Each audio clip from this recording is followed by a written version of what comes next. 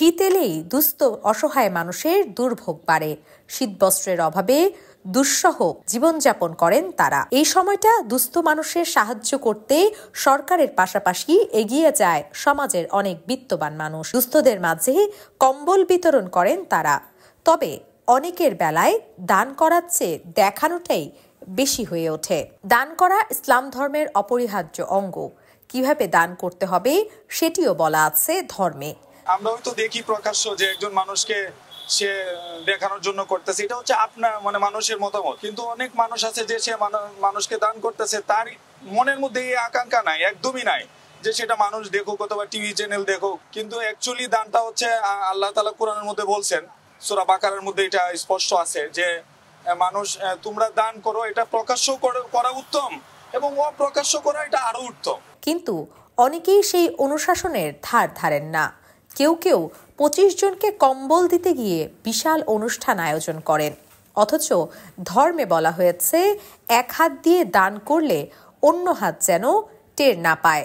দান তো একমাত্র আল্লাহর জন্যই করতে হবে। যদি আল্লাহর জন্য মানুষ সামান্য কিছু দান করে তাহলে এটা উৎ ফারফুনিও বাড়ে দেবে। আর যদি মানুষ রিয়া অহংকার জন্য দান করে, উৎ ফারফুনিও দান করলে এটা সরসামের উন্নতি হবে না। আল্লাহ সামান্য দান করে এটা বাড়ে দেয়। আর যদি মানুষ দেখানোর জন্য রিয়া অহংকার জন্য আমার বাবা দেব, আমাকে মানুষ প্রশংসা করবে বললো, এটা সারা দুনিয়া দান করে দিলে শস্য পরিমাণ নাকি আসবে না। দান হবে আল্লাহর নামে, দান হবে ইসলামের পথে।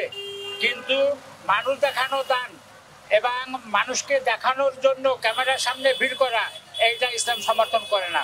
এটা যাদের অবৈধ টাকা পয়সা আছে মানুষকে দেখানোর জন্য এই ধরনের ভিড় করতে পারে, কিন্তু আল্লাহর রাস্তায় গেলে, আল্লাহর কাজ করলে সেটা ওই ধরনের ভিড় কইরা এবং মানুষকে দেখানোর দান আল্লাহর পথে আসে না। দান করার এই আয়োজনে এক একজন ব্যয় করেন বিপুল অঙ্কের অর্থ। অথচ দান করার এই কম্বলের দাম অনুষ্ঠান আয়োজনের খরচের চেয়ে অনেক কম। রাজধানীতে কম্বলের দোকানে গেলেই এর সত্যতা পাওয়া যায়। মোটামুটি একটু বেশি হলেও কিন্তু কাস্টমারে কিনে কম। গতবারের তুলনায় এবার দাম অনেক বেশি। গতবার ছিল যে এই কম্বল ছিল 350 থেকে 300 টাকার মধ্যে, কিন্তু এবার আছে 550 টাকা। গতবার থেকে এবার শীত একটু বেশি, দামও অনেক বেশি চাচ্ছে। ঘটা করে দান করার এই বিষয়টি সাধারণ মানুষও পছন্দ করে না। তাদের মতে অনুষ্ঠান আয়োজনের যে খরচ হয় সেই টাকা দিয়ে আরো বেশি কম্বল কিনে আরো বেশি মানুষকে দান করা যায়। ইসলামের মধ্যে আসলে দুই ধরনের সদকা জায়েজ আছে, একটা প্রকাশ্য করা আর একটা গোপনে করা।